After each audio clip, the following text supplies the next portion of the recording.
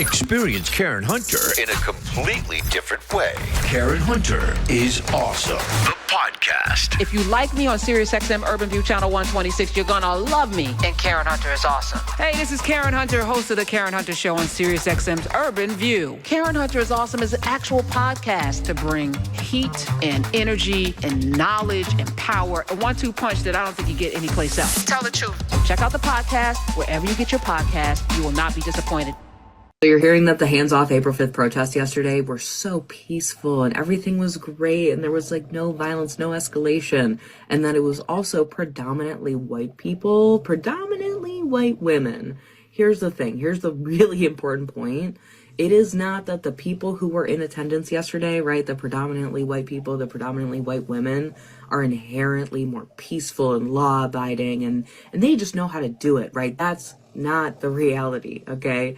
It is because they were met with a different level of force, being none, like a lack thereof, as opposed to when movements are predominantly about and backed up by people of color, right? Queer people, especially black people, especially black women.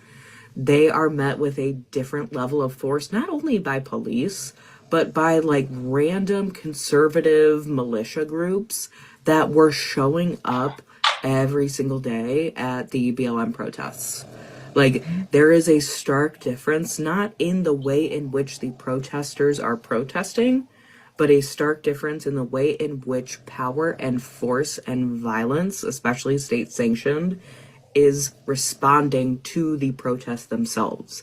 That has to be a very, very important distinction that we make, because this is not a failing of other movements.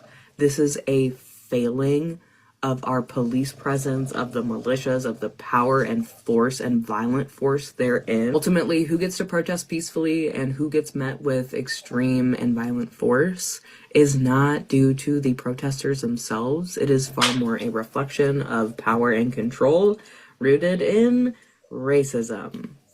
Thank you, lady on TikTok. Welcome back. Hottest show in the galaxy. It mirrors what Don Calloway was saying, that he knows. I think about Kyle Rittenhouse coming in from another state with a gun. Like, you didn't see any of that yesterday. The anarchy that Fran Lebowitz, who's a good friend of Toni Morrison, by the way, was talking about, the anarchy, the anarchists. But there's also these movements, these militia movements, these underground, liberty, patriot, Confederate flag waving, Nazi symbol loving people who show up to our protests to disrupt. That is correct. Yes, Don Calloway. to police and make sure we remain in our place, and to make sure that the police feel supported in them policing us. This is no different. This is White Citizens Council stuff. This is, again, we were raised by people who were not free. This is what they faced, right? On a regular basis. And you don't have to go too far back in history to understand that this is the case. I'm glad to hear our sister say that. By my rudimentary understandings of American accents and intonations, she did not sound melanated. And therefore, I'm glad to hear her speaking up in such a cogent, clear way, because we was out there saying that in the streets for the last 15 years, and maybe the message hits or is received differently, given who the messenger is. So kudos to sister. I'm also stunned by how little we know. Like, people don't know that. I saw a dumb thing. Black people are so violent. Their second nature is violent. Somebody said, well, white people's first nature is violent. I was like, that is a good comeback. Why don't black people know how to swim? And then they got bombarded with and I think they asked that question not really understanding the racial history. I was like, of people pouring acid into pools, people pouring concrete, making sure that their children, nobody was swimming. If it meant my child had to swim with a black child, we shutting down the pools. Like Lake Lanier, A personal note, and I hate to interrupt you, but I was dealing with this in my soul today.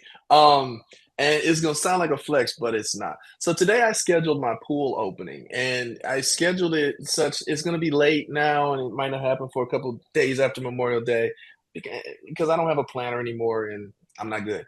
So I scheduled, and it makes me revisit what I revisit in my head every year. There is no private residential pool industry in this country prior to 1955. Why? Because in 1954, public accommodations were desegregated. This is the base thrust of my great friend Heather's book, Dr. Heather's book, The Sum of Us by Dr. Heather McGee. And the first place we see this is in St. Louis with the integration of Fairgrounds Park.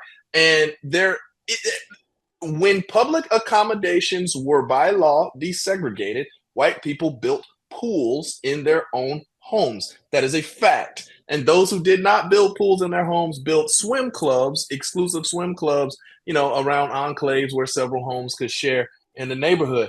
I moved out of the hood, let's just call it 4 years ago, and I started doing some research on what is the best pool company, and I realized that all of them were relatively new as far as companies go. And then I realized that my family and I had not been invited to a quote-unquote swim club, yet we would go to our, non-similarly situated white folks' friends' homes and they'd say, well, what swim club did you join? Excuse me, I did not know that such a thing existed out here. Wow. So Wow. it's a this is documented history. Here's the book I was talking about. But this is documented history, and you don't have to look too far. All you got to do is just kind of put the phone down, and that's why I appreciate what you and Dr. Carr do as I'm ranting on. But or just talk to an old person. Ain't nobody had no pool when they was growing but you up. know what? It didn't exist. Even the connecting the dots. I didn't connect. I thought some people with money had pools, people without. I didn't realize that everybody could go swimming. And I had the luxury of living in New Jersey and getting my lifeguard license at the Newark pool that Sharp James put in place. Yes. That has a retractable roof. I mean, that man cared so much. So many lifeguards, so many of some beautiful people came, and got trained there at that pool. That Sharp James made a commitment to that city to make sure that these kids got $12 an hour jobs, and there's just some of the most incredible people. And I didn't live in Newark, but I got grafted in and got to get a lifeguard license for free, in support of other people who, were scared about swimming. I was like, I'm gonna show up for them. But you think about how rare that was, right? Throughout the city of Newark, a black city, kids could swim to this day. Mm-hmm.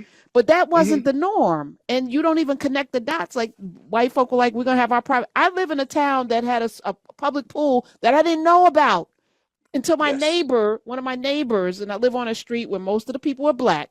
There was one person and their kids went to we're going to the pool. I was like, where's the pool? I didn't even know where the pool was. That's right. Don. Like, you're right. We get left out of this on purpose. I'm sure. Intentionally. It's a very real thing. And there's so many sermons we could take for that. There are entire industries and careers that exist because of segregation, right? And that's just in the pool context, a little inconsequential piece of the American economy. So this entire country in some way is built on racism. And you could talk about, well, you're a race man, or why y'all always talk about race, because to not is to kind of lie, right? To not is to not tell the truth about how and why and where we are in this country on a daily basis. Is there a book that has the industries created because of racism? There has to be a book. There has to be. I gotta ask Dr. Carr. There's gotta be a book. Yes. Yeah. No. Yeah. Heather. Some people have hit on some things. Buddington. I know a few off the top of my head. They've been specific, but I'm saying like a list of industries that like a home swimming pool industry, the swim club industry. I'm today's years old, not even knowing that. Experience Karen Hunter in a completely different way. Karen Hunter is awesome. The podcast. If you like me on SiriusXM Urban View Channel 126, you're gonna love me. And Karen Hunter is awesome. Hey, this is Karen Hunter, host of the Karen Hunter Show on SiriusXM's Urban View. Karen Hunter is awesome is an actual podcast to bring heat and energy and knowledge and power. A 1-2 punch that I don't think you get anyplace else. Tell the truth. Check out the podcast wherever you get your podcast. You will not be disappointed.